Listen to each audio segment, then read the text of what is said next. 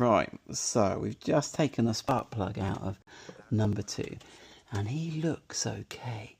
I mean, obviously you can see there's some sort of temperature discoloration, but let's swap the spark plug. There's no sign of any damage around that cap, so let's swap 1 and 2 spark plugs around, and I'll put the spark plug coil back on 2 so it won't confuse anybody. Right, okay, that's that loose. They got a massive thread on them.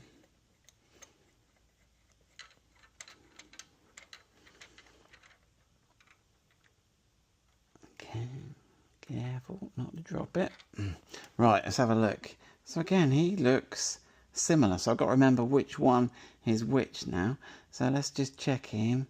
He's not damaged or cracked, but this is the one, right? So let's put this straight back in number 2. Okay, so we've definitely swapped those over then. Okay, anti-clockwise till it clicks there, and then nice and gentle. I have to torque that up. So then that's the whole ignition side, unless there's a fault on the connector. But it's weird because it's only breaking down under load, so you've seen from the readings we've done it's fine. It's just when it's under load it seems to be breaking down, which is odd one. Right, let's get it back together. Right, so they're all back in, so we'll put coil pack 2. But let me just put the coil pack on. We will check the resistance to earth on this coil pack connector here as well while we're there. So let me just get that on.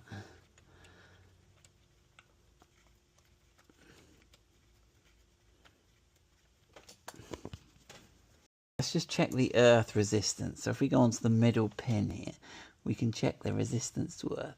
So you can see that one's about 0.3 ohms. Okay, and let's check the second one. Okay, it's 0.4. I mean, it's much the same.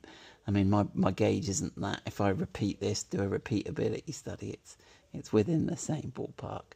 Yeah, 0.3.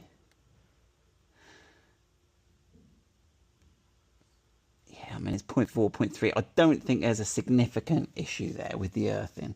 Right, let's connect it all back up. Right, we're out driving. Now, obviously, with the 6 cylinders, we've got a lot of torque, so I don't need to rev or strain it. Now, we need to have a quick think about how does the misfire, we're getting all upset about the misfire, I could feel the misfire, but how does the car sense a misfire? There are several ways. It can look at like back EMF and stuff on the ignition coil.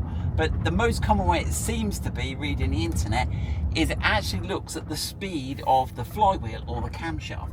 And it can detect, it should know a certain pattern, it should see like 6 power cycles. And it should see that. And if it doesn't see it, then it registers a misfire. So we're on a nice open road now. So I'm going to put my foot down now. Oh, I can feel it. Okay, yeah, cylinder 2. Yeah, it's going crazy, right? Now I think at some point it will think, hold on, that's not normal, and it will give me the engine management light on. And then what it will do is it will shut that cylinder off, which will create constant misfires. But it doesn't appear to have done that now, because that's not increasing. Now I'm driving back slowly, it's gone back to 0, so it hasn't shut that cylinder off yet. It wasn't enough misfires.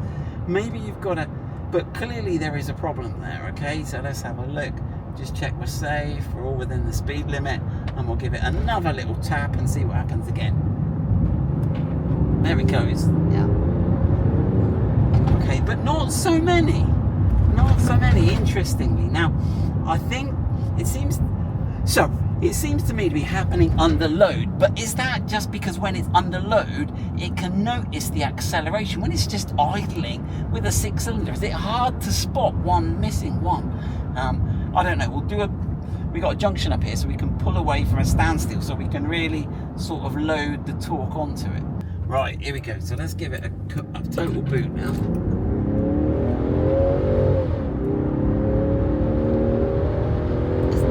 No misfires. No misfires. Right, let me try something else. Let me try and put it in a high gear, so I'm going to put it in a high gear, and we'll try and accelerate in a high gear. I've got the paddle shift. Right, so that's flat throttle now. It seems to be at a certain RPM it's doing it. Look at that. Have we fixed it, but we clearly haven't fixed it because we've seen it. So it's a very specific set of circumstances. Right, I've just given it an acceleration. Now it's misfiring on number 1. Now bear in mind, the only thing different there is, I'll try again.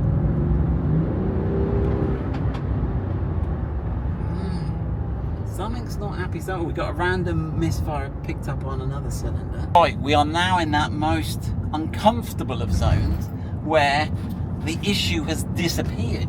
We've just been driving it in various driving styles and the misfire is gone. So we didn't make up the misfire, and I don't know when it will be back to join us. We've changed nothing other than when it had its original chronic misfire, other than the 2 plugs are swapped around. It's still got the same ignition coils. So there we go. What do we do? How far? I don't know. It's uncomfortable, isn't it? Do I cancel my appointment? Actually, let's just do a fault code read on that, right? Right, so we've gone into the fault codes. I've read the fault codes, and there is a persistent misfire fault code there. So we'll clear that. So if you select clear faults, and we'll see if that comes back. Right. So we'll leave it there for the day. We have got an intermittent fault, which are the worst.